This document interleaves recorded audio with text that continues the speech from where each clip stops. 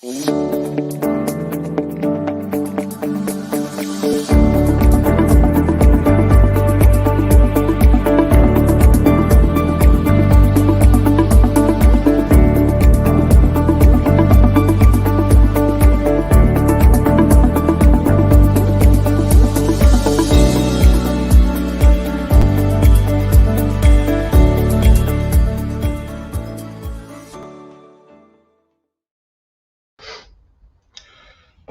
everyone, this is the second panel of Oxford Arbitration Day.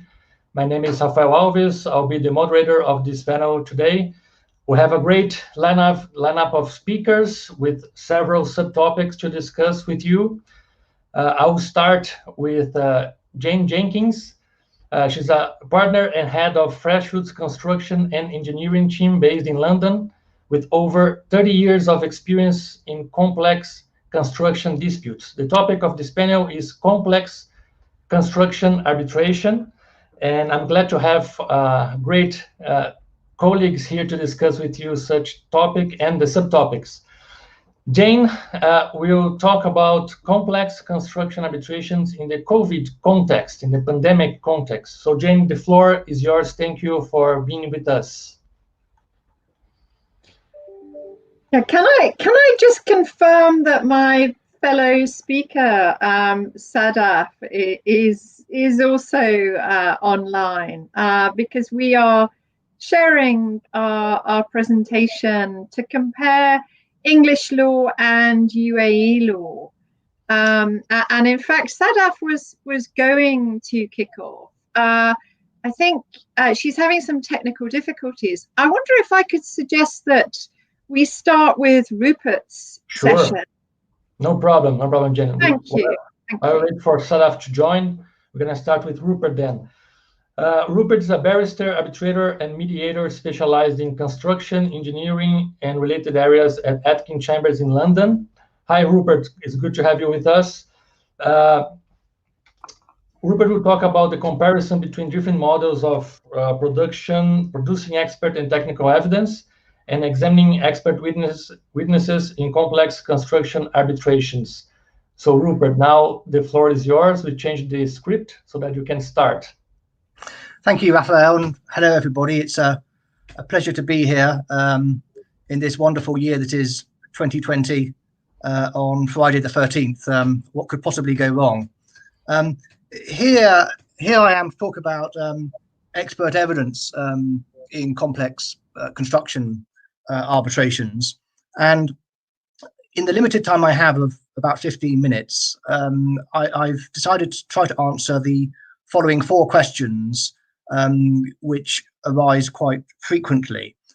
The first question on the next slide, please, is the question of why for international disputes are tribunal-appointed experts rare compared with party-appointed experts. The second question, which issues are common to tribunal-appointed and party-appointed experts? Third, why are there concerns about the independence of party-appointed experts? And fourth, what are the pros and cons of getting party-appointed experts together before and during the merits hearing? Moving on to the next slide and try to answer my first question.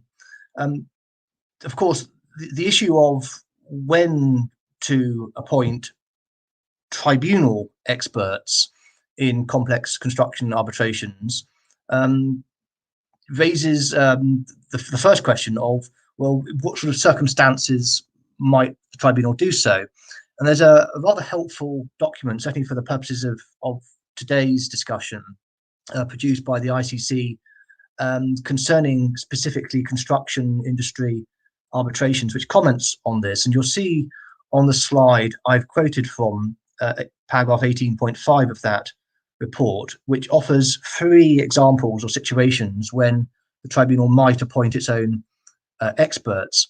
And as you'll see from these examples, they're really quite narrow, and I think begin to explain why tribunal-appointed experts are so rare.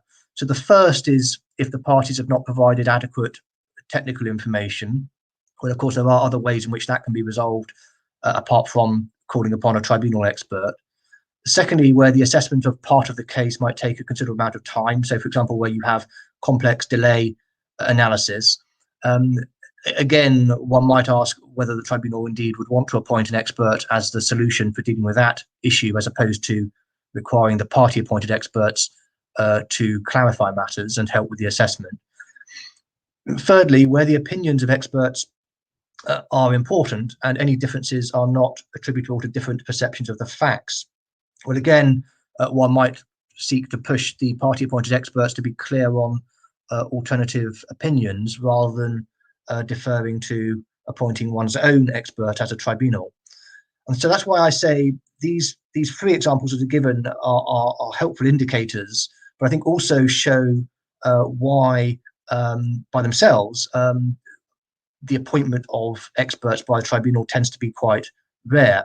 But let's look on the next slide at some of the other reasons why I think tribunal-appointed experts are rare, particularly in complex construction arbitrations.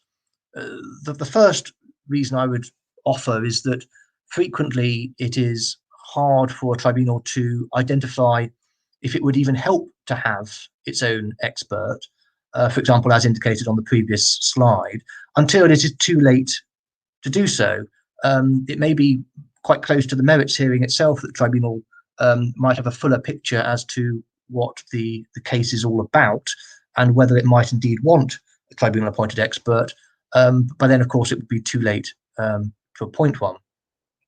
The second reason I would offer is that usually not only do you end up then with 3 experts if the tribunal chooses to appoint one in addition to the parties having their own on particular disciplines, but usually you'll find then a whole set of other issues are opened up before you if you are the tribunal and if you're the parties trying to help the tribunal.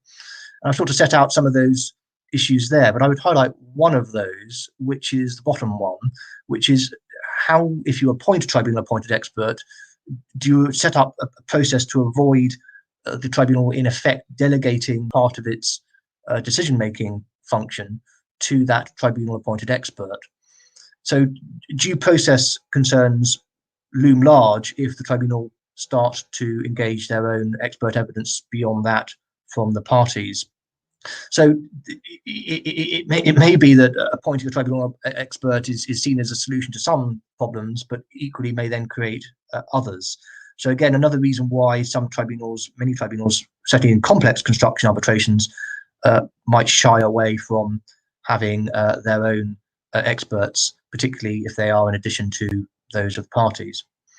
And the final, more practical reason I would give as to why tribunal-appointed experts are rare in complex construction arbitrations is simply the fact that often the tribunal lacks the time and or the inclination to engage with the challenges of appointing its own expert.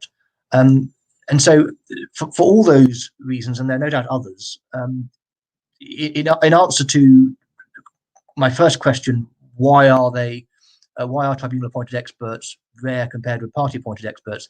The reasons are many, and it's hard to see how that situation might change, certainly when one is talking about complex construction arbitrations.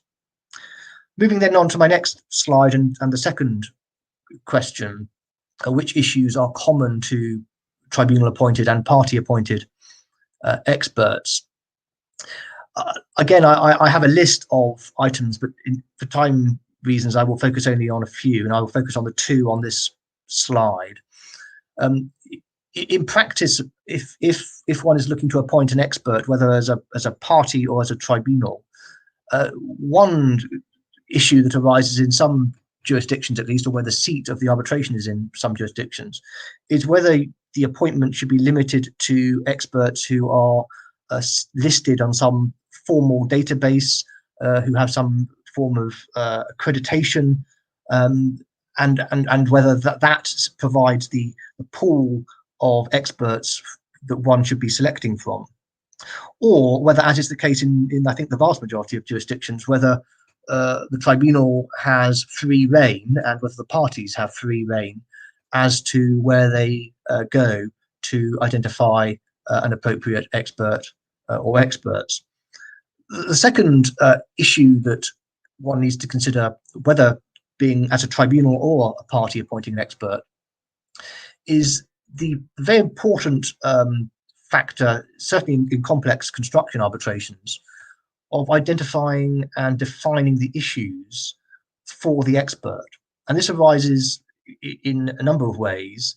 First, of course, one needs to know what issues arise for an expert in order to then try to choose the expert. And there can be a degree to which there's an iterative process, a bit of chicken and egg, if you like, where identifying the issues actually does involve engaging with, at least initially, with some experts to be clear, certainly in technical fields, as to whether they are of the right discipline and whether the issues that one thinks as a lawyer are the issues are in fact the correct issues, and therefore whether you're fishing in the right expert pond, as it were. The other aspect of identifying the issues, which I think is important in complex construction arbitrations, is that when it comes to actually instructing the expert, too often in my experience, the expert is left unclear or not properly guided as to quite what the particular issues arising for their opinion are. And that's sadly often manifested at the merits hearing stage, as late on as that, when it becomes apparent that seemingly corresponding experts for the different parties of the same discipline are actually answering different questions or addressing different issues.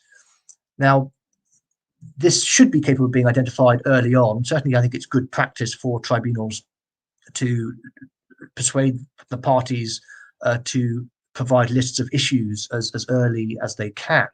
And those lists of issues have other benefits, for example, if and when dealing with Redfern schedules and the disclosure process.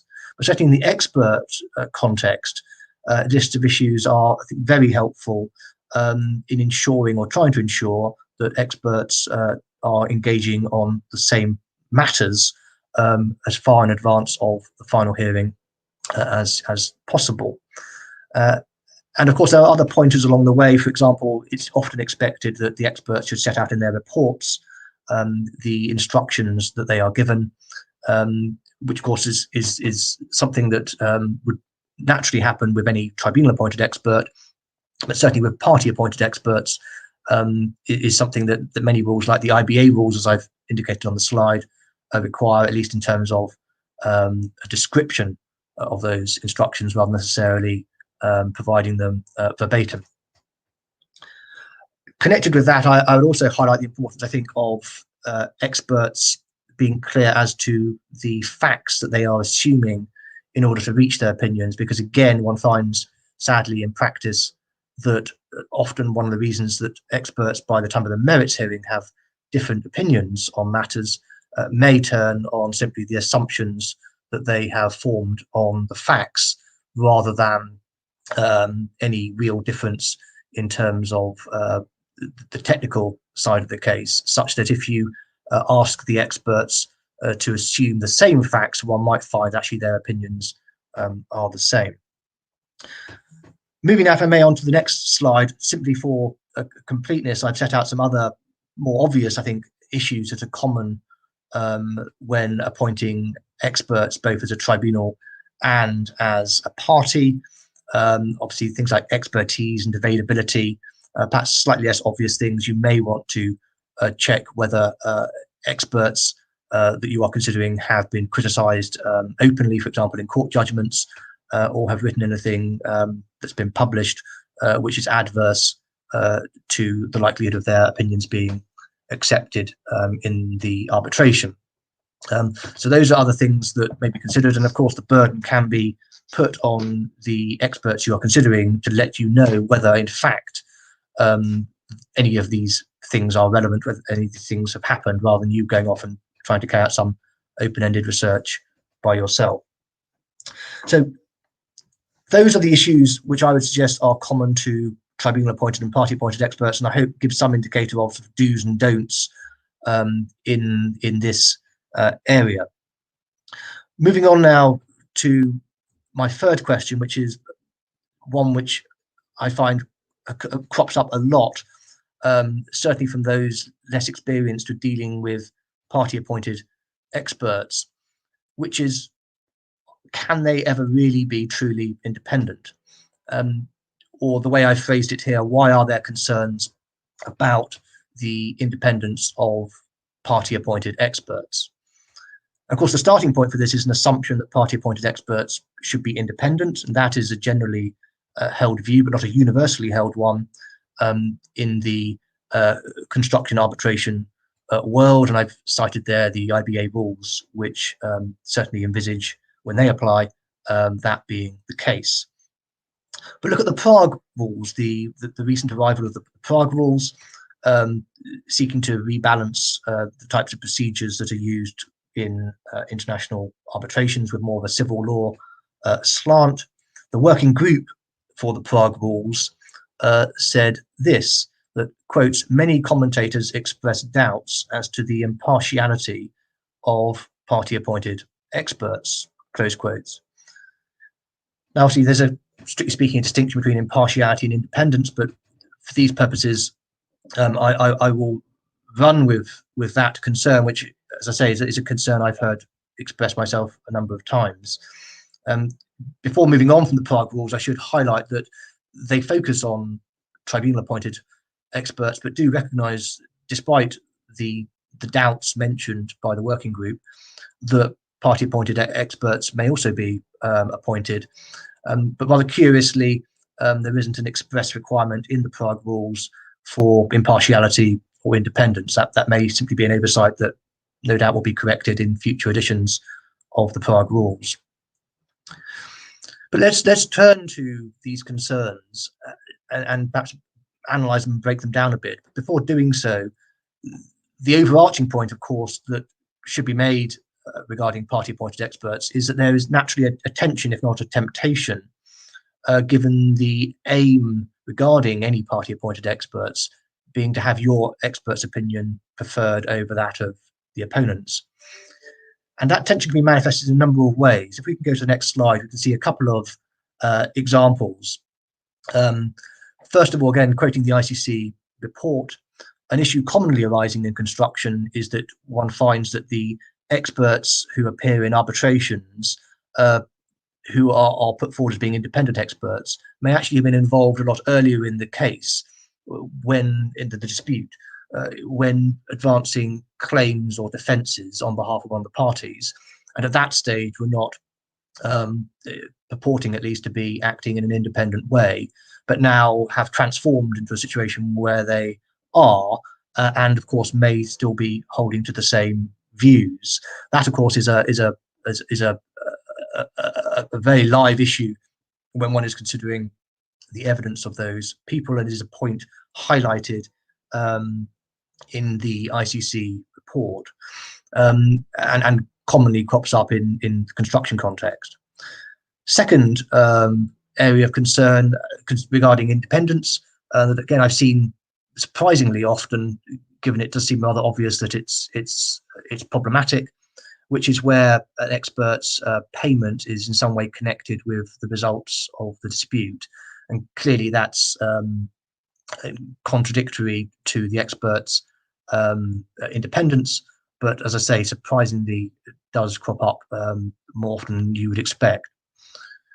Third area, if we could look at the next slide, please, concerns the selection stage with experts. And again, this is something I find occurs a lot in the construction context, particularly when dealing with the technical aspects of a case, perhaps more so than when dealing with delay or quantum, for example, which is where one might be said to be shopping around for an expert that suits the part of the case that has the technical aspects, in order to find somebody that has an opinion more likely to support your case on that aspect.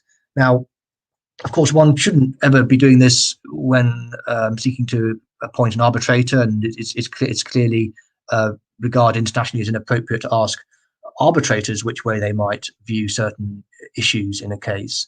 Rather curiously, in the guidelines that one has out there, for example, the IBA guidelines on party representation, one doesn't see an analogous prohibition on parties asking experts at the selection or interview stage what their views are on the technical or other issues that they might be asked to opine on.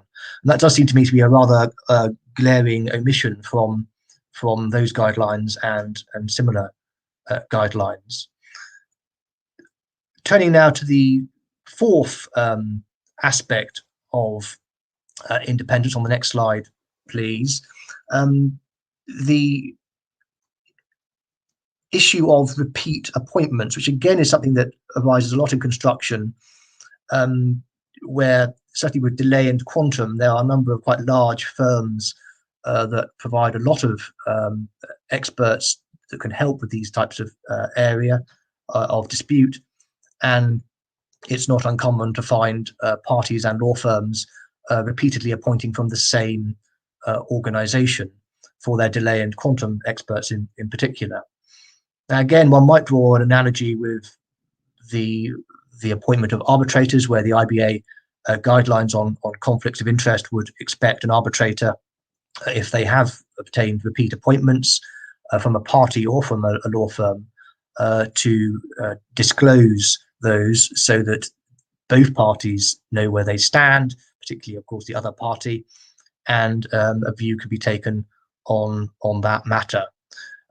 That is, though, again, something which is not expressly referred to in the guidelines as I've seen internationally, and again might be regarded regarding experts, and again might be considered an omission when it comes to party-appointed experts who have been repeatedly appointed by the same party or by the same firm. Now, let's look briefly at a recent English court judgment on a related topic, where, if we can move on to the next slide, please, where earlier this year the English High Court considered a situation which again arises in the construction context quite commonly because of the multiple contracts one has. And the situation here is where a contractor arbitrated against his employer and alleged various latenesses in drawings, and the employer engaged a firm of experts called Firm A for these purposes, who provided expert evidence to defend that arbitration.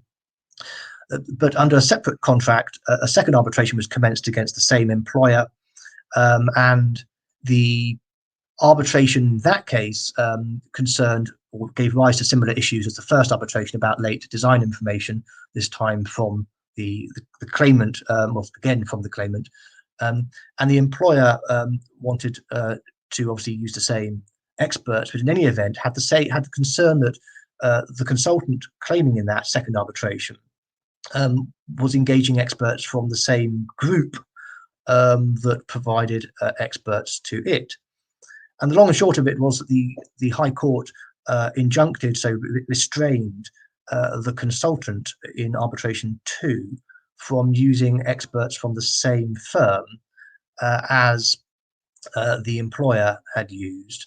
And as one will see from that, that potentially opens up or potentially has quite significant consequences in the context, certainly of the construction world, where one has these large organizations that provide multiple delay and quantum experts and parties who may be involved in multiple arbitrations who choose experts from the same firm. So clearly quite some significant consequences if that approach were to be followed, not just in this jurisdiction, but in other jurisdictions as well. Moving on now, if I may, to the next consideration regarding the independence or concerns about the independence of party-appointed experts is the drafting of expert reports. Now, of course, the guidelines require that the expert's report is product of the expert and reflects the expert's opinions. But one can see from some documents, some respectable authoritative documents, it's recognized that the legal team may have some level of input into the production of the expert report and the drafting of it. So, for example, the English law text entitled Expert Evidence, which I've set out on the bottom of this slide, says that lawyers may, quote, suggest a form of words to the expert as opposed to drafting large parts of the report, provided that it was made clear to the expert that he was free to accept or reject this suggestion. And one can see how practices such as these may be seen by some, at least, unfamiliar with party-appointed experts as impinging upon the independence of the expert, and as a result, one can understand why those concerns may exist. This, though, for those who are well familiar with the use of party-appointed experts, is regarded as perfectly normal. And of course, returning full circle to where we were earlier with tribunal-appointed experts, of course, none of these points would be expected to arise, and these are all very specific issues that crop up under this general umbrella of independence of party-appointed experts. Turning now to my final question, the use of party-appointed experts before and during the merits hearing. In short, this is seen in the complex construction arbitration world as being generally a good thing, to have the experts try to narrow the issues between them before the merits hearing, and moreover at the merits hearing to have them giving their evidence together to try to ensure that there is no mismatch between the facts that they're assuming, for example, and that the proper comparisons can be drawn between their evidence. So I think I would lead you, because time is against me, to read those last two slides for yourselves. But in short, the getting together of party-appointed experts, I think, is by and large a beneficial thing in terms of time and cost, both when that is done before the merits hearing and when it's done at the merits hearing. So there we are. That's all I had to say on expert evidence and those four questions. And at some point, I'll be very happy to engage with everyone on the issues arising or any other issues concerning experts in the complex arbitration world. Thank you, Rupert.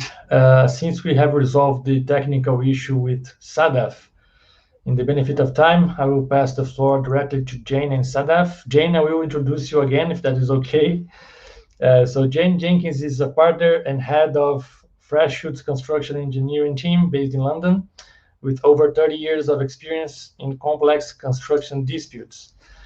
Sadaff Habib is an arbitrator and an associate with Beale & Company, Dubai office, with over 10 years of experience working in international arbitration and particularly construction disputes in the Middle East. So Sadaff, the floor is yours. As I mentioned before, the topic of Sadaff and Jane is complex construction arbitrations in the COVID context, a very trendy discussion that we had, and we're going to have again later on in Oxford Arbitration Day and the other panels of Oxford Arbitration Day.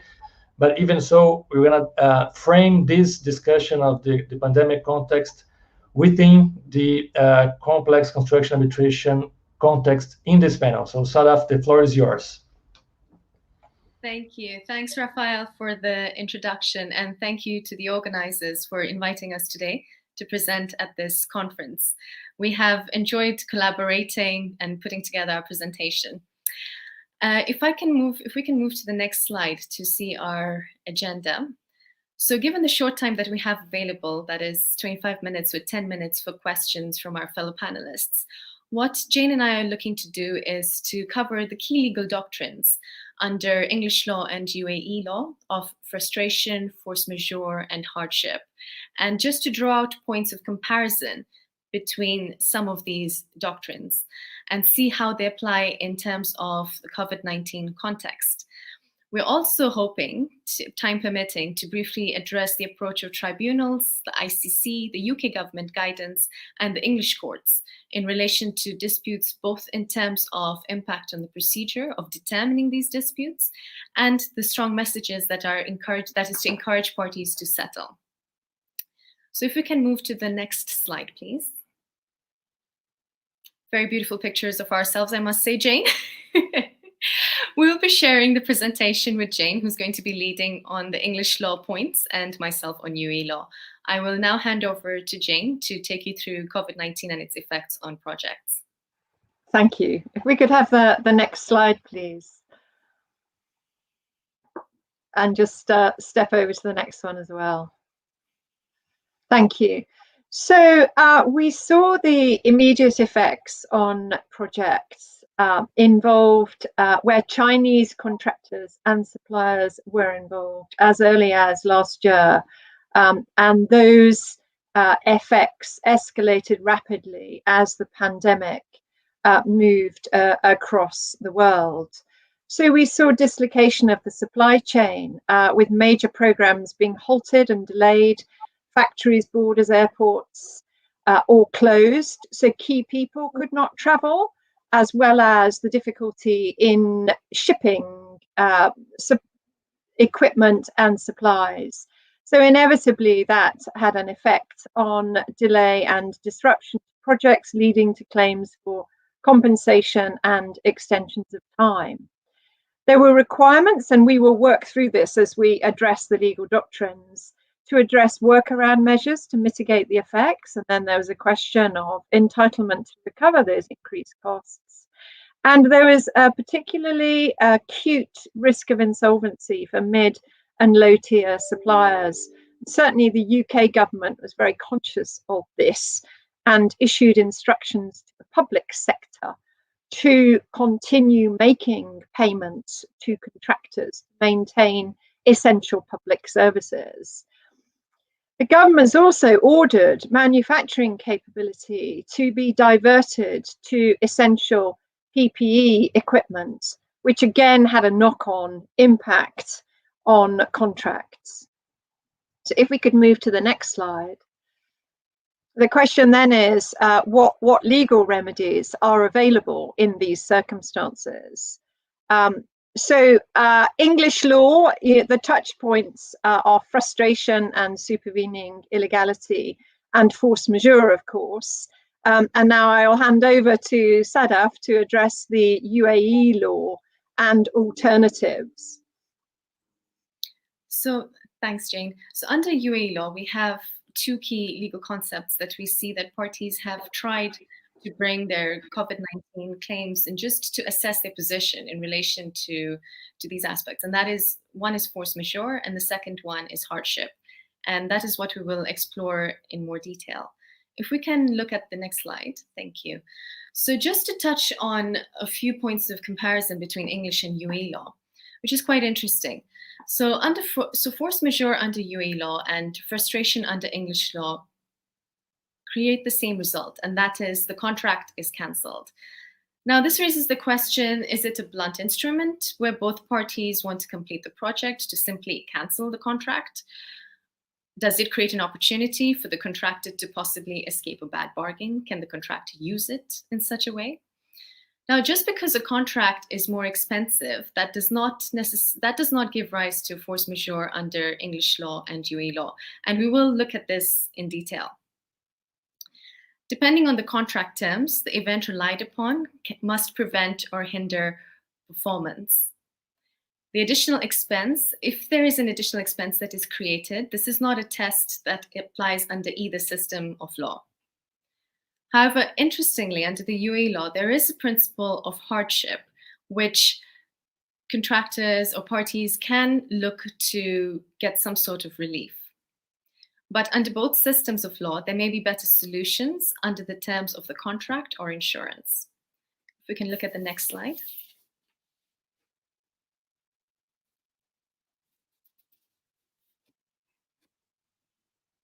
Thank you. So the first point and Jane, and I'm sure our panelists would agree, is that when a client comes to you with an issue related to COVID-19, the first thing to look at is whether the contract offers, what kind of relief does the contract offer, and what is the party's position under the contract. Now, common provisions that we have been looking and discussing with our clients include change in law provisions, right to amend and suspend supply, insurance, which I will leave Jane to look at in detail under English law, rights to terminate, extensions of time, and price adjustment mechanisms. Just to give a slightly practical example of the kind of situation that can come up. For example, we had a developer, and this was sort of April, May, so just at the point when the pandemic was, in full swing at that time. And we had a developer come to us asking if they can suspend the works for 14 days. Now, it is a FIDIC red book. So we looked to the suspension provision in the contract, and the suspension clause allows the employer to suspend at will, basically. But obviously that would attract a potential claim for extension of time and cost as well from the contractor. So those are the kind of provisions that you see. And similarly for the contractor would want to see, okay, yes, we have this COVID-19 event. How is it affecting the progress of the project in terms of delay, putting in your time claims, your cost claims under the contract. So your contract is basically your first point of call. If we can look at the next slide.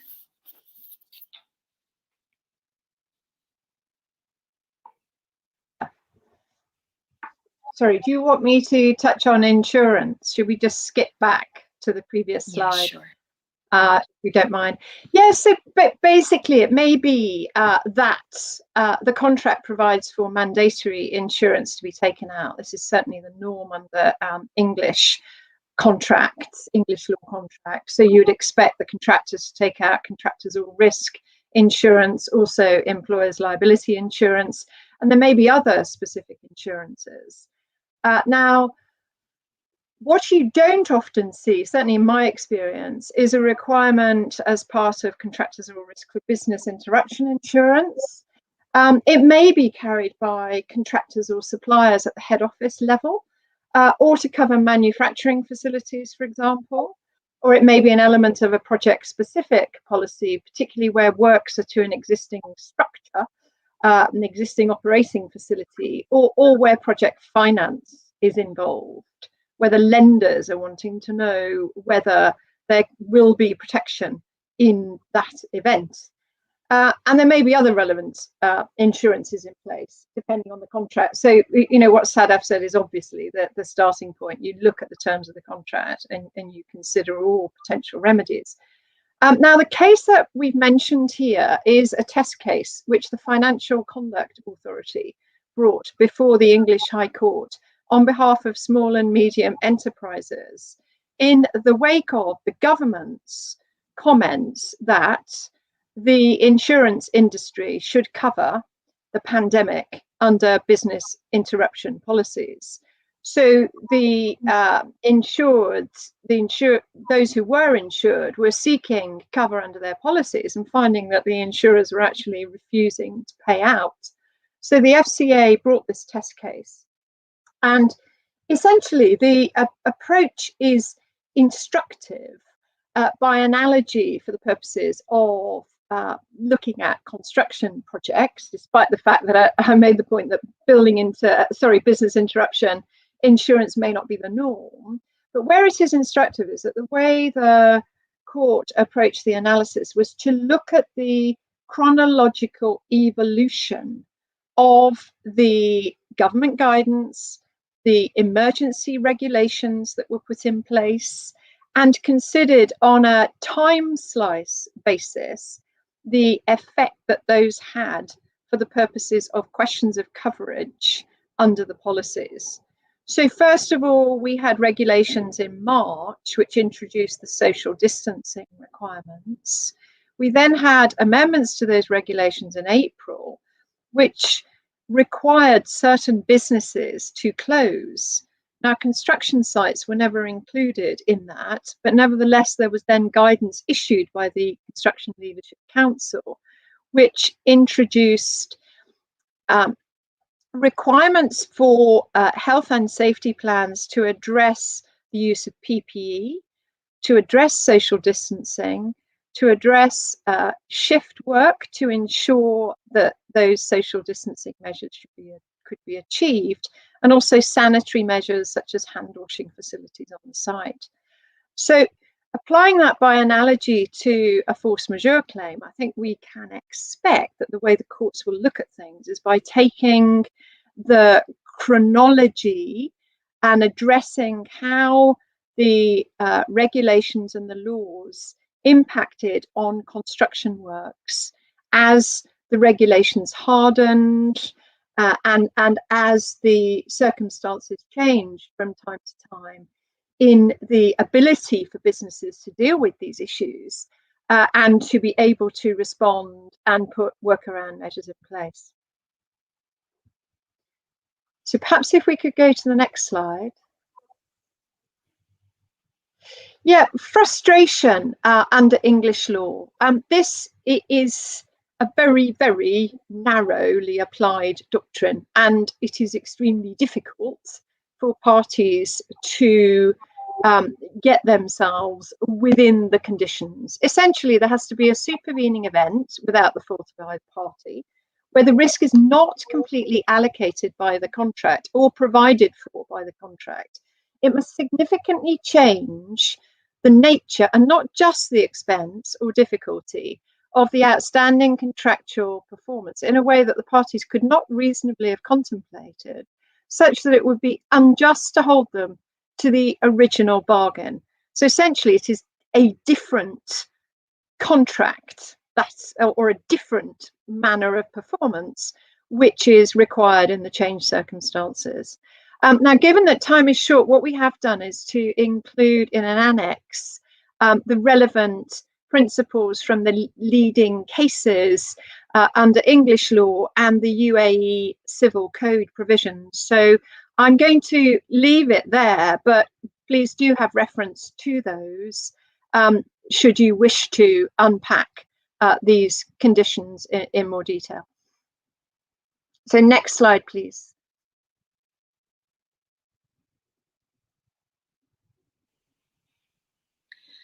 So, like I said at the outset, the doctrine of frustration under English law and force majeure under UAE law have the same effect in that they both cancel, the ultimate effect is cancellation of the contract. Now, force majeure is captured in Article 273 of the UAE Civil Code. The provision is set out in the annexure to our slides, just as Jane mentioned. Now, the key requirement under this provision is that the performance should have become impossible. Now, a UAE Civil Code, so like I said, the starting point is the party's contract. So you'd first look at the force majeure provision in the party's contract. How widely or how narrowly is it defined? If there is no force majeure provision, and if it's a UAE contract, then you would tend to look at the UAE Civil Code. Now, the Civil Code does not define force majeure. So this was left to the UAE courts to do. And the UAE courts do not, so the principle of stare decisis does not apply here. So we don't have the system of binding precedents. In that sense, one judge can decide, I mean, you can have two judges reach completely different outcomes. But having said that, when it comes to force majeure, the UAE courts have taken a narrow approach, and they've come up with certain criteria which should exist in order for an event to be force majeure. And that is that the event must have been unforeseeable. It must amount to more than just a hardship. The event must have been unavoidable, and it is beyond the defaulting party's control. And like I said, the effect of force majeure is to cancel the contract. If we can look at the next slide.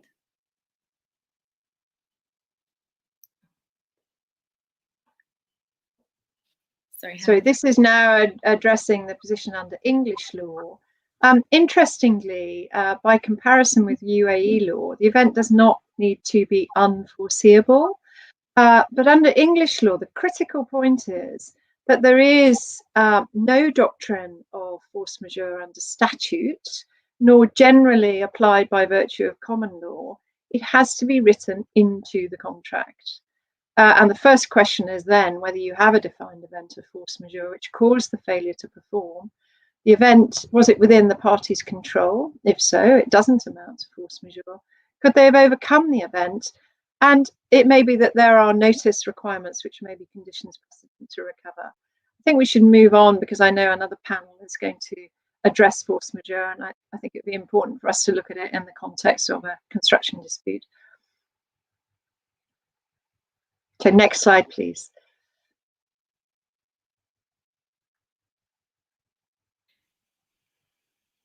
So the second remedy under UAE law is hardship. Now, hardship is captured in Article 249 of the UAE Civil Code. The two key points to establish hardship is that, okay, it should be circumstances of public nature, which could not have been foreseen as a result of performance. And the second thing is that it should make the performance of an obligation more onerous, so as to threaten the obliger with grave loss. This is quite similar to the French concept of imprevision, and pardon my French, I'm sure I got the pronunciation wrong. But yeah, so these are the two main elements of hardship. Now, how is this different to force majeure under UAE law? Well, first of all, force majeure under UAE law means that it should be impossible to perform the contract. When we're talking about hardship, it's still possible to perform your obligation, but it's just become more onerous to do so. The second way it differs from force majeure is the effect. So force majeure cancels the contract, whereas if you have hardship, then the judge has this discretion to reduce the oppressive obligation. And they say to a reasonable level if justice so requires. So it's at the judge's discretion. Now, practically speaking, I personally have not seen a judge sort of reduce and get into the party's contract to reduce an obligation. So I'll be really interested to see, once we start getting like this flow of COVID-19 claims into the courts, how the courts actually deal with this. I'll just hand back to Jane. So applying these principles in the C19 context, I mean, there may be various events that can be relied upon, but the question really is, what is the dominant or most proximate cause? I have to say that in my practice, I've tended to be acting for employers resisting claims, and it has been very easy to do so, I have to say, because of the lack of specificity that the claimants have brought to explaining precisely what is the event, precisely what measures they took to be able to work around that event, and to demonstrate that it was that event which did indeed cause the inability to perform the contract. In some instances, for example, there was pre-existing delay, which we were able to point to. There were instances where a contractor was seeking to rely on a change of law in order to claim a variation under the terms of the contract. But the change of law clause addressed change in domestic law, and they were seeking to rely on foreign law. So it was essentially regulations which had prevented the release of supplies because of customs quarantine provisions in another country. So the kind of events that can be relied upon, obviously, if you're looking at force majeure, the starting point is, what does the force majeure clause say? Is there a reference to pandemic? In some instances, in the contracts I was advising on, that there was, or at least to epidemics. Is it a shortage of staff because of illness or inability to travel? I've mentioned the quarantine rules, which were relevant in one of my cases. And I've also touched on the government legislation.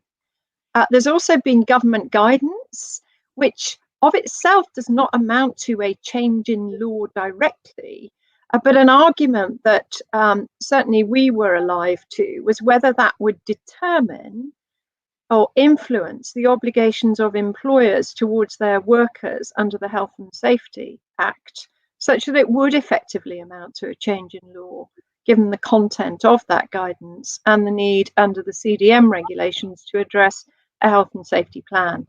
So those are just some of the examples of the points that we looked at. Sadaff is going to address a number more. We could go to the next slide, please. So when we're looking at applying the principles in a C19 context, first of all, we need to consider what evidence is there of workaround measures and efforts to mitigate the event and its consequences. So remember, we said that to claim force majeure, performance should be impossible.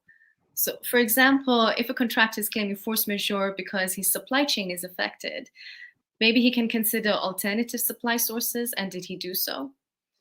If social distancing is a problem, maybe shift working to reduce the number of employees on site at any one time.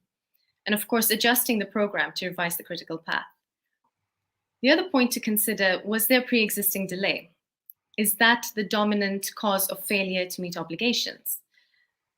Now, we stress the importance of records, and I'm sure my panelists, and especially Jane, would agree that it's paramount to keep your records in order, especially when we're looking to bring your claims to arbitration, or even to present your claims as a contractor to the employer. You know, the more detailed, the more precise you've documented and logged in your delay, the better it is. Specificity, of course, without a doubt, make them as specific and particular as possible. Time windows may be impossible to mitigate during one time window, but maybe not as it progresses, as time progresses. If we can look at the next. Sorry, Jane. No, next slide, please. I was very much anticipating your comment. So I've already made the point that is the risk provided for in the contract. So in some contracts I looked at, as I said, pandemic and disease was addressed, or it may be general language, an event beyond the control. In relation to frustration on a long-term project, it's very unlikely that disruption caused by C19 will be sufficient to frustrate the principal EPC or EPCM contract. For example, on oil and gas redevelopment projects that we're working on, the time frame for those projects stretch it to 4 or 5 years. So although there has been significant disruption during this year, it is still not of the kind to frustrate a contract of that length.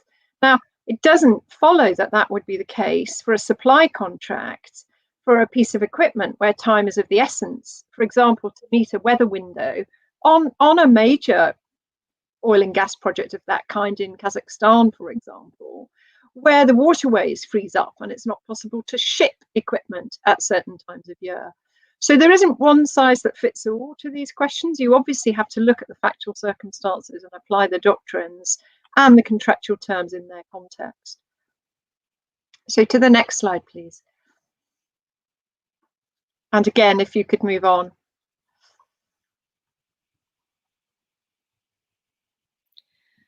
So what we have seen so far is that a lot of contractors are bringing in their pre-C19 claims. So it's not, we haven't seen COVID-19 related claims, so to speak, come to arbitration as of now. So they're more looking at the delay that was existing before, their cost claims, and that too, they're taking a somewhat, initially it was a somewhat cautious approach, and now claims have really started kicking in. So what I'm curious to see is maybe, well, I personally expect that sort of next year is when we'll start seeing COVID-related claims coming in to disputes. The other effect that we saw during this period is this whole virtual hearings idea, because before COVID-19 in the UAE, it wasn't, I mean, I don't recall ever discussing with any colleague the possibility of having a virtual arbitration hearing. Now, luckily for us, 2 years ago, we had our federal arbitration law that came into place, and that allows an arbitral tribunal to host, to be able to allow virtual hearings to take place, but obviously with the parties' agreement. The difficulties that did arise with this was especially when it came to witness cross-examination. And in fact, a colleague of mine told me about there was possibility of witness tampering in an arbitration that he attended. And eventually they had a colleague from the other party attend with the witness in the same room, keeping social distancing measures in place. So there is this question whether virtual hearings are suitable to construction disputes. Now, the thing with electronic awards, I'll just quickly make a point, is that what we saw was initially, especially with the lockdown, was that centers were not accepting hard copies of awards. And the go-around to this was that arbitral tribunals would, if the parties agreed, issue an electronically signed award. But what I found, in fact, a case where I was sitting as arbitrator, the respondent just completely refused. So in that case, it delayed issuance of the award. And these are just some of the impacts that we saw in terms of construction disputes in the UAE. I think you can move on to the next slide. Yes, I thought it would be useful to see what the ICC is addressing or has experienced in terms of COVID-19 claims. And interestingly, there was a conference yesterday. Many of you may have dialed in, and there was a session which addressed COVID-19 with a fair amount of focus on virtual hearings, it must be said. But what they did, there was a survey that was conducted, and what they did provide at the outset was a snapshot of what they've been seeing, which is a step up in claims initially, and then there was a certain lull before they picked up again. It surprised them to learn that the parties were not using mediation as much as they had expected. And what we've included on this slide is reference to a YouTube clip earlier in the year, where the ICC Academy were recognizing that settlement of claims may be the most attractive option for parties. And of course, that mediation is available under the auspices of the ICC rules. They also commented that arbitrators could promote settlement, which is quite a controversial area, of course. But the tools that they were proposing was bifurcation, such as separating liability and damages, and looking at preliminary issues as to governing law, so that the parties could then go away and consider whether to proceed with the arbitration in the light of partial awards. And then active engagement of the arbitral tribunal, which requires agreement between the parties and the applicable law to permit the tribunal facilitating settlement. We don't, certainly from an Anglo-Saxon point of view, have the same approach as you see in Asia to MEDARB. There was also a comment made that if there was no force majeure clause and the contracts governing law had not been identified and there were no specific provisions concerning force majeure, the tribunal could be inclined to adopt the unidroit principles.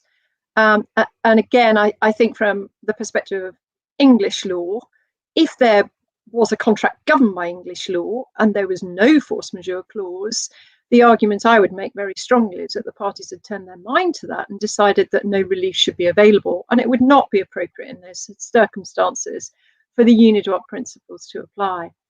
So perhaps if we can quickly go to the next slide.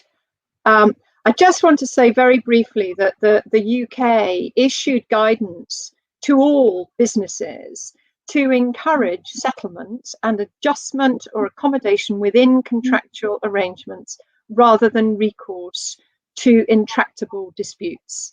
And indeed, some of the industry bodies have come forward with fast-track dispute resolution procedures adapted specifically to the COVID situation. There are links there to those. I won't dwell on them now. The final slide addresses various cases before the TCC. These do not substantively address questions of the application of force majeure or frustration. Rather, they are all procedural cases. And the essential thrust of the approach of the court is that the show will go on. So while parties were trying to rely on C19 to say that hearings had to be postponed or that judgment should not be enforced, the overriding message from the courts was no, we're having virtual hearings, you can proceed on the normal time frame, and it's only in exceptional circumstances was the court prepared to provide relief. So that's all we wanted to address, but of course Sadaff and I will be back to answer questions to the extent there's time at the end of this session. Thank you, Jane. Thank you, Sadaff, for this great presentation on comparative law. And in the benefit of time, we're gonna pass on the floor to Gustavo directly. Gustavo, are you there? So Gustavo Scheffer da Silveira is a counsel at Taurin Schecker, associated with Mayer Brown. And Gustavo's topics today is set of claims in the context of complex construction arbitration. Gustavo, thank you for joining us, and the floor is yours. Thank you, Rafael. Before I start, I would quickly like to thank the organizers. I'm very pleased to be part of this panel and these interesting discussions. Complex construction arbitration. So we often hear that construction disputes are complex by nature, and that is often true. This complexity can come from several aspects, and sometimes we will even find all of these aspects together in the same disputes, such as technical complexity, political, procedural, legal, etc. Complexity may also be of multiple claims related to the same contract, to the same project. And I think that this is the most classic type of complexity when we read about construction disputes. And I would like to look at the issue of complex construction arbitration from this last aspect, the existence of multiple contracts and multiple claims, but from a very precise issue, the issue of set-off claims. And first, in the context of one multi-tiered dispute resolution clause with several claims, and second, in the context of set-off claims based in two or more arbitration agreements. Construction disputes can have a lot of variables that are not known to the parties when they sign their contracts. And for this reason, it's very difficult for them to pre-choose one single dispute resolution mechanism that will be adapted or well adapted to each one of these variables. For instance, depending on the type of dispute, the parties may want to put the emphasis on amicable resolution or quick resolution, creation of a precedent, among other interests that they may have. We see that construction disputes, they require flexibility and adaptability for their efficient resolution. And this is why the FIDIC, for a while now, has adopted a multi-tiered dispute resolution system that's basically formed by the engineer, the DAAB, and arbitration. And this system has the advantage of putting forward different mechanisms at the different stages of the dispute, leaving arbitration as a last resort. So arbitration would be reserved only for those disputes that were not resolved by the previous tiers. The point is that for this system to be efficient, it has to be applied strictly. And in practice, it may have some, the parties may face some difficulties. In the FIDIC system, for instance, the fact that one dispute has already been submitted to the DAAB and it's now being brought before the arbitrators does not mean that the other disputes may jump the dispute board and go straight to arbitrations.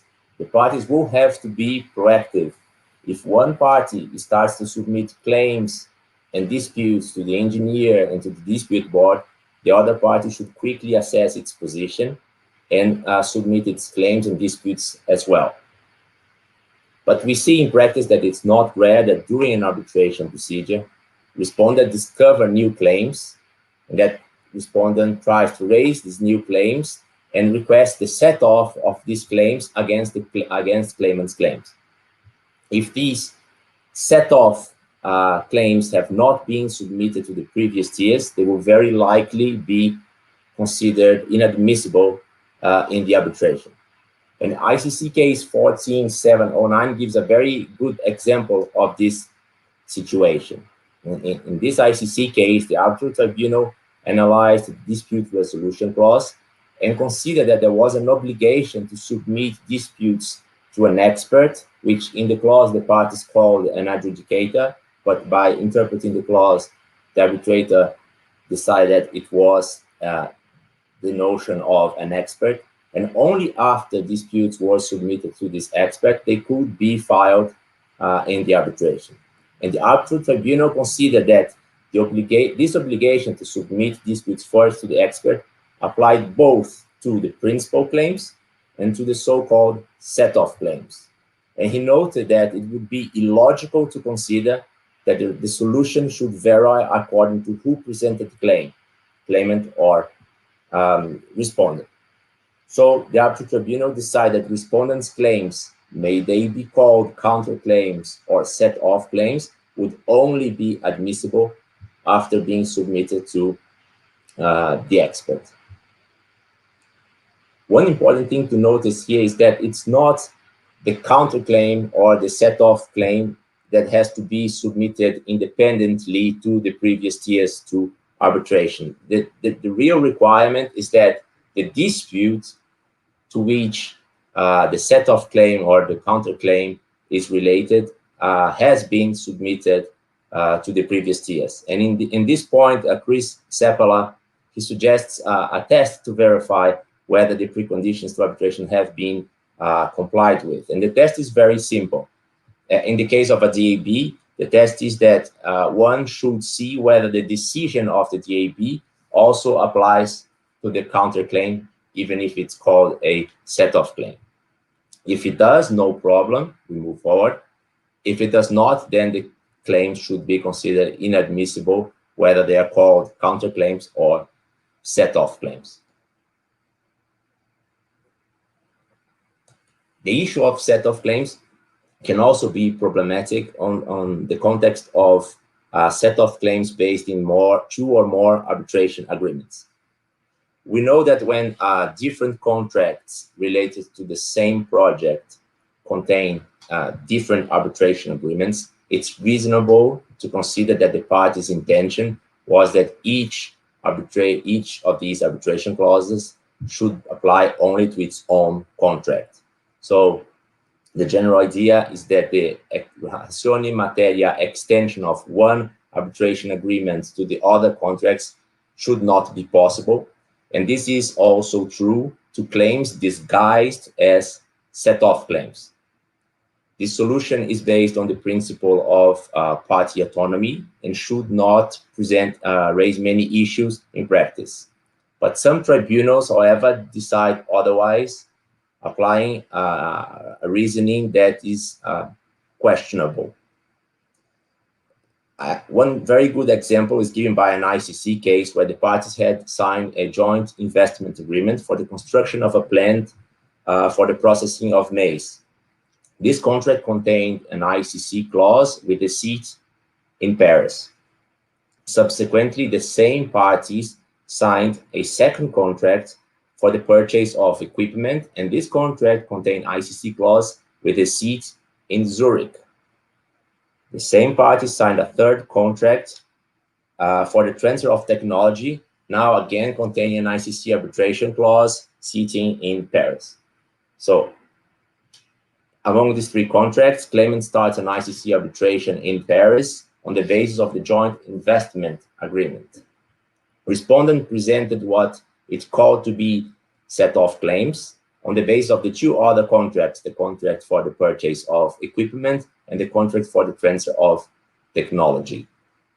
So naturally, the question of whether the tribunal could analyze these so-called set-off claims arose, and it was decided by the arbitral tribunal on the basis of legal grounds and efficiency grounds. On the legal ground, the arbitral tribunal decided, and I quote, that a set-off claim is a form of extinction of two obligations of the same kind existing reciprocally between the two parties. By means of raising a set-off claim, a party intends to discharge or reduce the claim of the opposite party. It must be distinguished from a counterclaim, which may be adjudicated independently from the main claim. The arbitral tribunals also indicated that their decision were based on the very old French principle of les juges de l'action et les juges de l'exception. Then they turned into some efficiency arguments.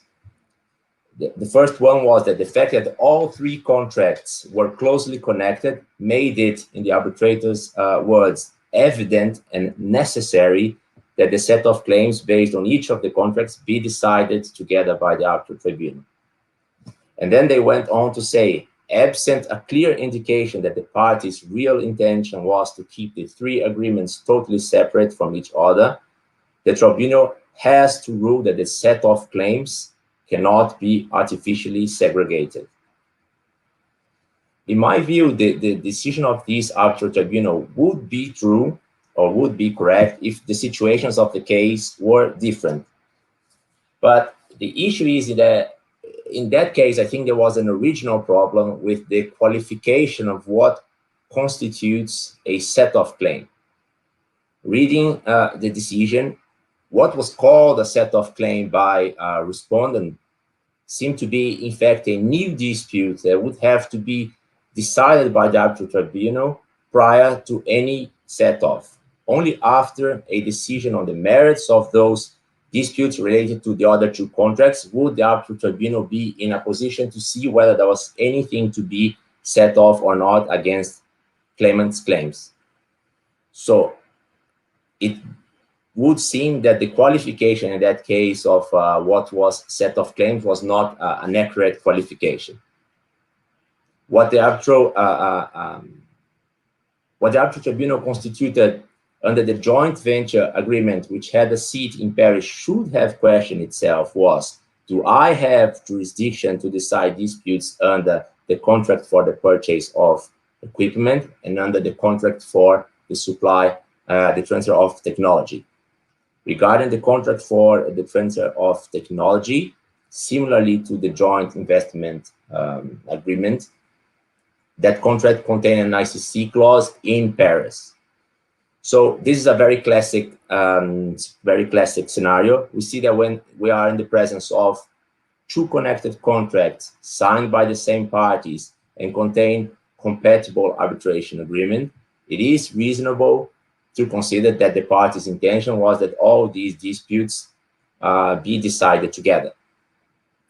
But regarding the contract for the purchase of equipment, this was not the case. That contract clearly provided for arbitration in Zurich.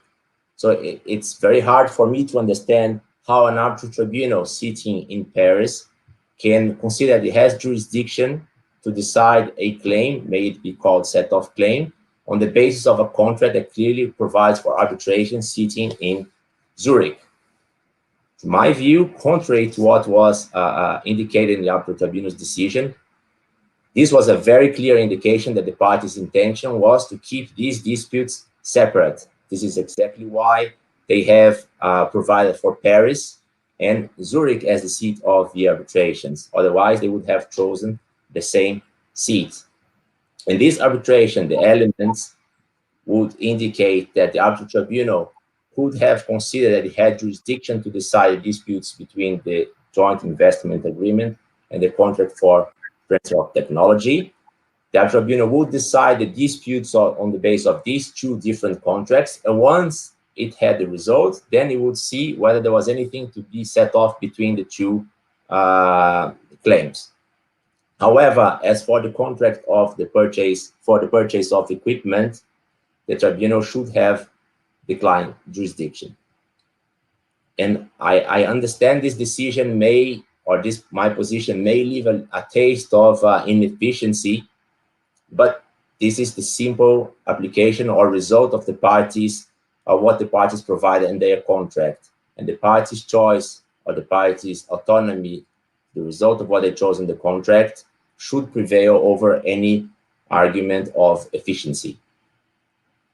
But to conclude, we see that in the context of complex construction arbitrations, the issue of set of claims can raise some delicate issues that should be carefully analyzed by arbitral tribunals on a case-by-case basis. Where I think there should be little doubt the set of claims should be admitted is when arbitrators are in the presence of a true set of claims. There is a claim to set off an already determined and liquid amount against the other party's claims. Thank you, Rafael. Thank you, Gustavo. I think we have a couple of more minutes for questions from the audience, but before that, let's discuss with the speakers, because the speakers have made their excellent presentations, but they haven't had the opportunity to comment on each other's presentation. So I think it's very useful for us to give, to open this dialogue. Let me start with Jane. Jane, would you like to comment on Rupert's initial presentation on technical and expert evidence? Yes, thank you. Well, I thought it was an excellent presentation, extremely comprehensive and very helpful. I had a couple of comments. The first concerns a circumstance where the parties, one of the parties, where there's a tribunal of three, has chosen to appoint as their arbitrator an arbitrator who has expertise in the relevant area. And I wondered, Rupert, whether you had experience of this. I can mention a war story where we did have that situation, and it was the other side who had appointed the tribunal member, who wasn't a lawyer but had the relevant expertise, and the tribunal member suggested that he should go away in a room with the two experts and discuss the issues and come up with an agreement between them as to what the answers were to the questions, which caused us some alarm, as you might imagine. And the chairman then, who was a lawyer, did step in and suggest that that wouldn't be an appropriate course. The second point I want to make before asking you if you've been in a similar situation is that my strong view is that there is great advantage in having the issues that the experts are going to address agreed between the parties at an early stage, and also the nature of the expertise that is required. So you don't find that you get the expert reports and you have a situation of ships that pass in the night. The other point is that I would very much favour the experts getting together, having a without prejudice meeting and producing a joint report. And in my experience, what unfortunately happens is that part of the timetable is often squeezed as the timetable slips back, but the hearing dates are fixed, and you don't get a proper opportunity to properly consider the implications of that joint report, which may provide an opportunity for the parties to settle the dispute before you're immediately starting the hearing.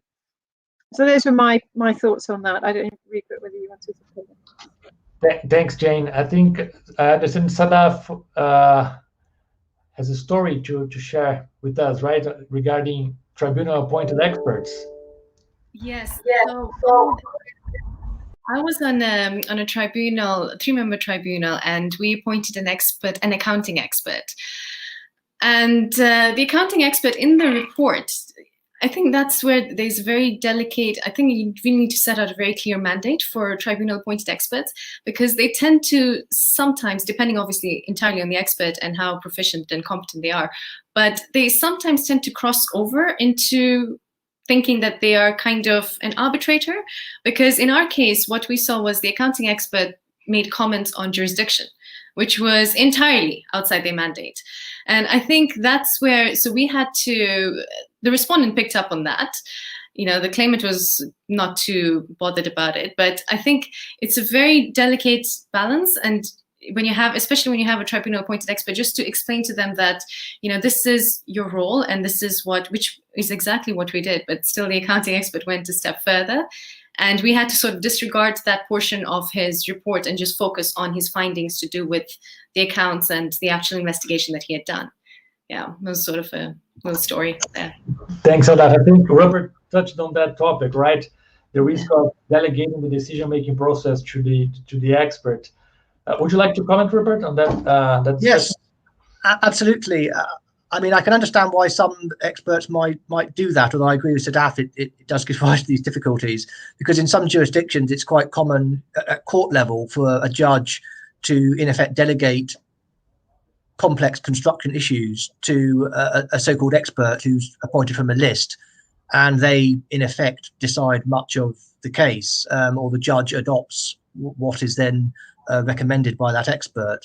So I think there is sometimes cultural or practice difference going on.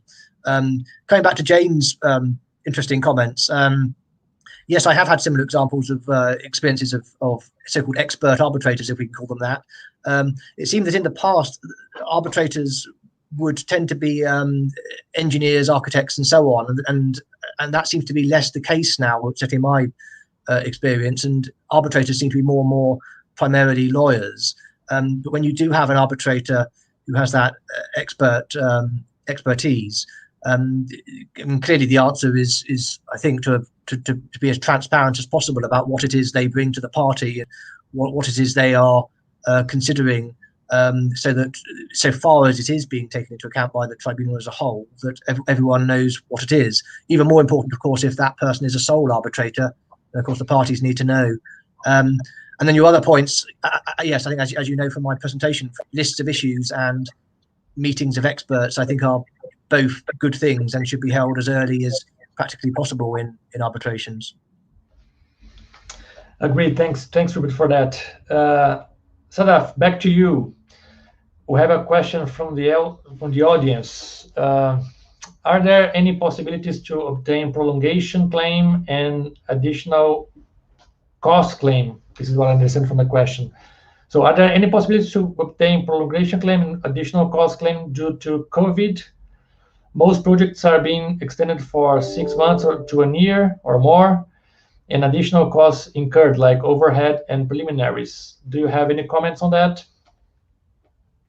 Thanks, Rafael, and thanks, Bindu, for the interesting and that's a very topical question.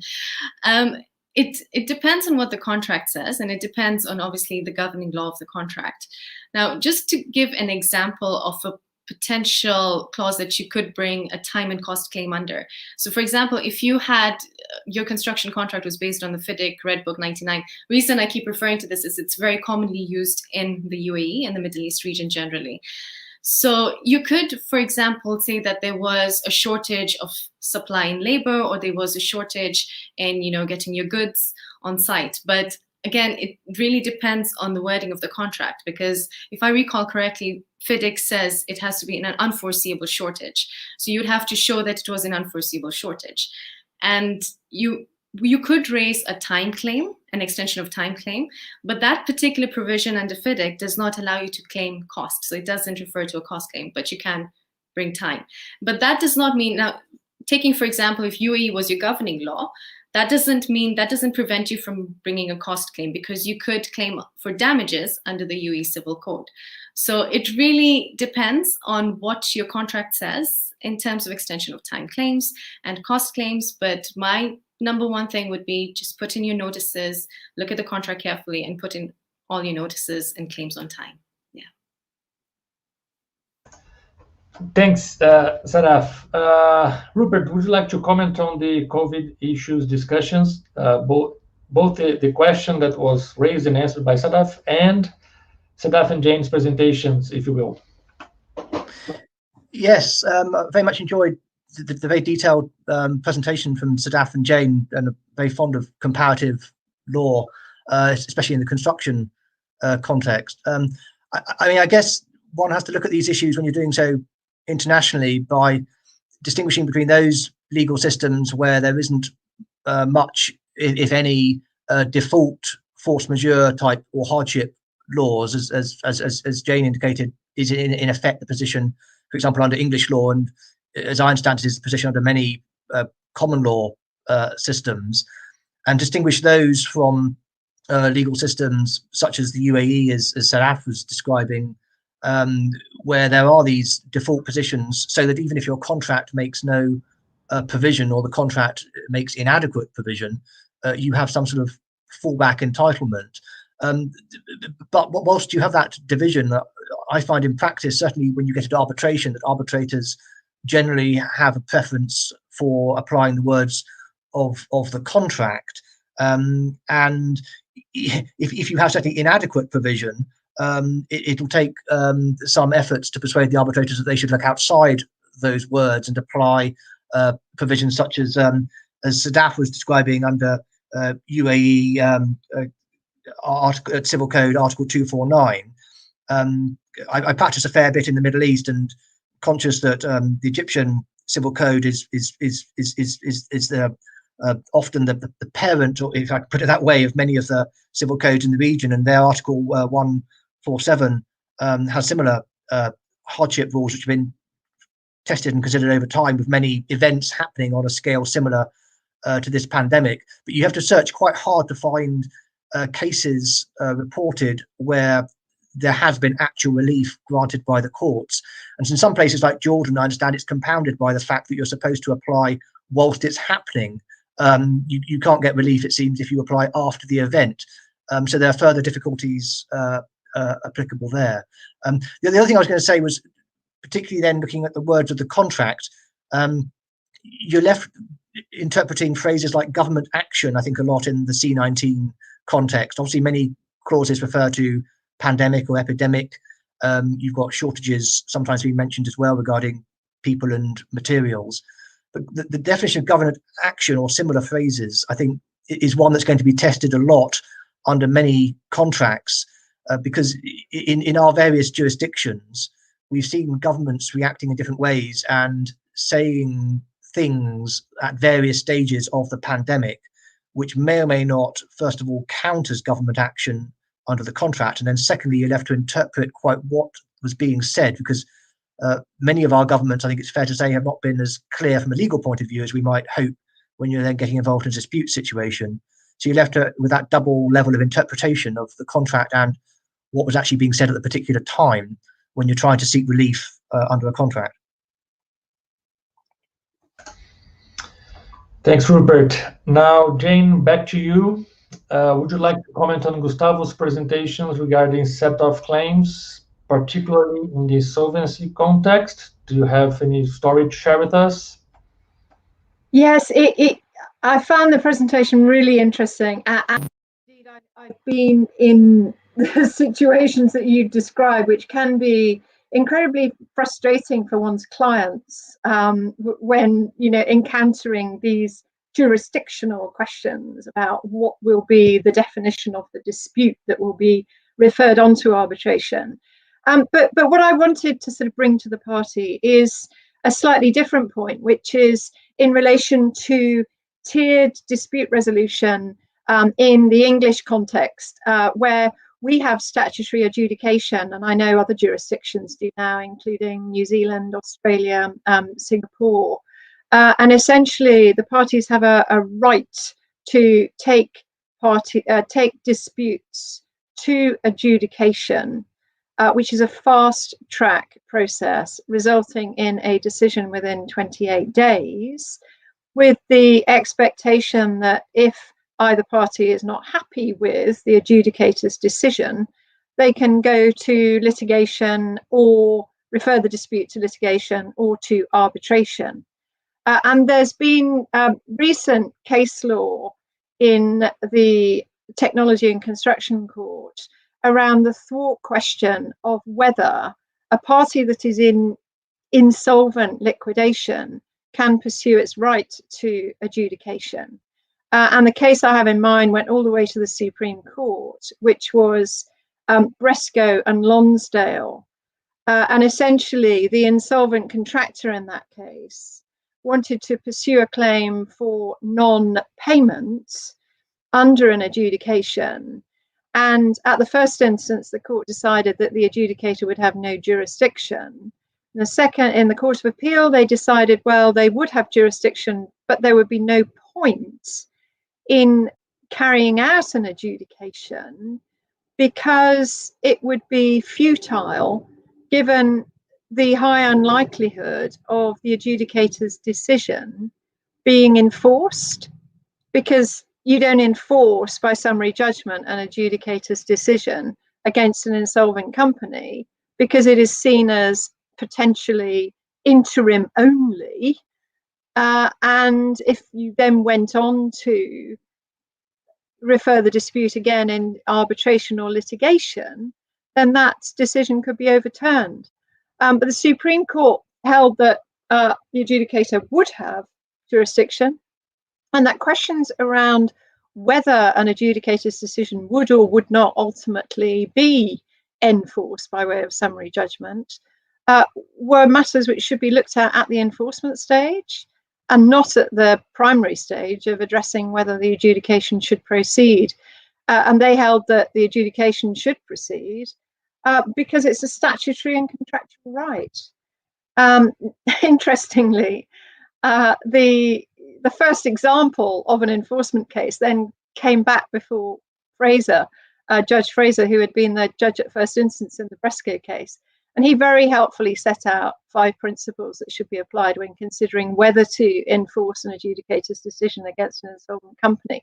The essential point is that what the liquidator has got to do is to stump up security in order to be able to get the benefit of a summary judgment and payment to the liquidator of the sums awarded by the adjudicator.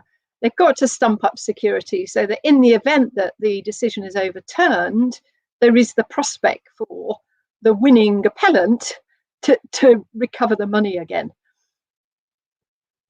So I just thought that is an interesting area, and I know that there are ramifications for arbitration as well in relation to those tricky points around stage dispute resolution in the context of an insolvent company. Thanks, Jenny. Very thoughtful insights. Last question from the audience. I think that's for you, Rupert. Very quickly, on one of the cases that you mentioned, do you know, has permission been given to appeal the judgment? Do you have that information with you? I've searched for it because some commentators have been speculating as to whether an appeal would be pursued. There is no public record that I've found of permission to appeal being given, but partly because of C19, C above, there are some delays in the appeal processes here at the moment. So it may be that it hasn't yet come through, but certainly from the point of view of the usual databases one checks, I have not found any indication that permission to appeal has been granted. But that's not to say that it hasn't been sought and possibly even given, but not yet published.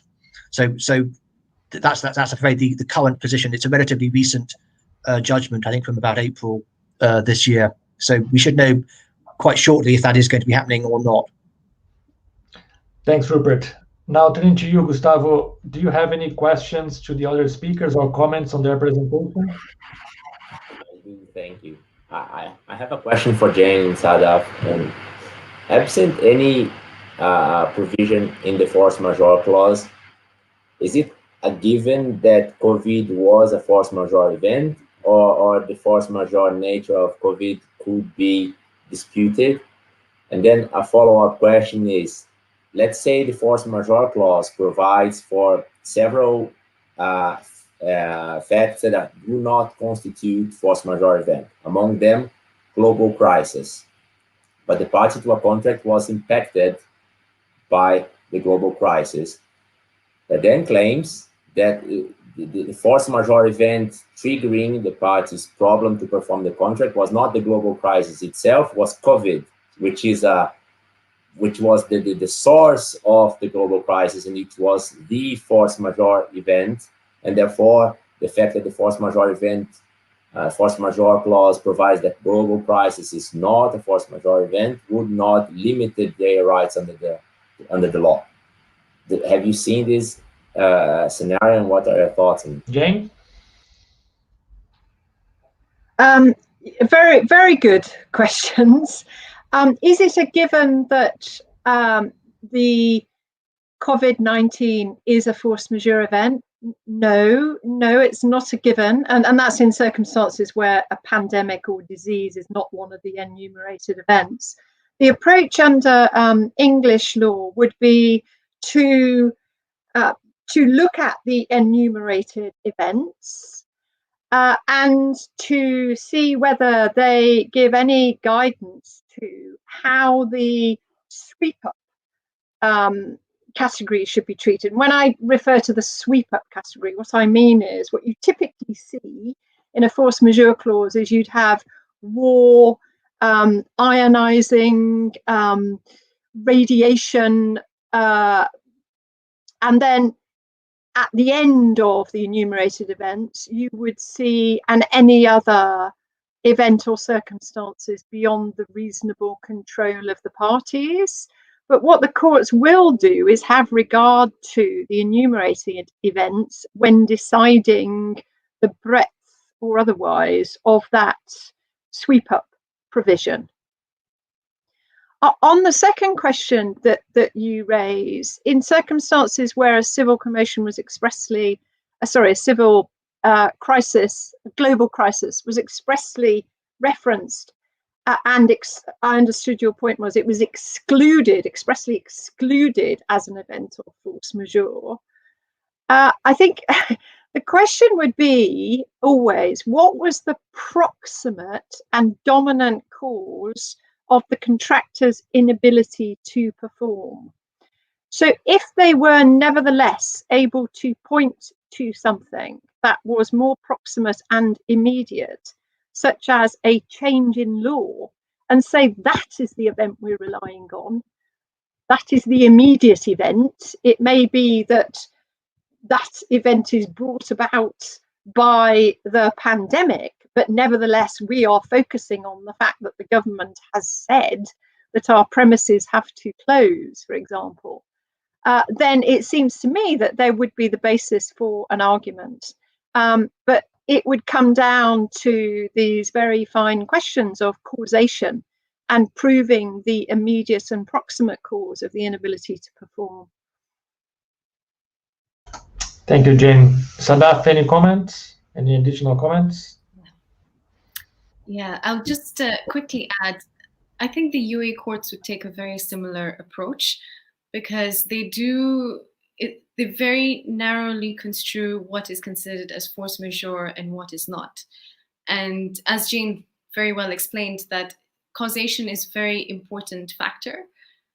And just the criteria, and if you look at the way the courts, so for example, it's not a pandemic, but when in 2008, when you had the recession, and a lot of parties were arguing that, oh, the recession is now a force majeure event, so the courts they dismissed those arguments. They were like, no, there is no, so I think causation is a very important factor, and how the contract has defined force majeure and what it includes as force majeure is something that the courts would definitely look at before deciding that, yes, to grant relief. Right, thank you. Unfortunately, we do have to finish and conclude our panel. I would like to thank all the organizers and thank also the speakers for this great discussions. I enjoyed a lot and I learned a lot today. Just a final reminder for the audience, panels 3, 4, and the keynote speech will start at 2 p.m. London time. And they are accessible through another link. I think you should have received this other link. And I think it's all for now. And thank you very much again for the speakers and the organizers. And I hope to see you soon again. Thank you, Rafael. Thank you. Thank you, Rafael, for your expert chairmanship. And thank you to all the audience for joining. Yes, thank you, everyone. Thank you. Bye-bye. Bye-bye. Bye.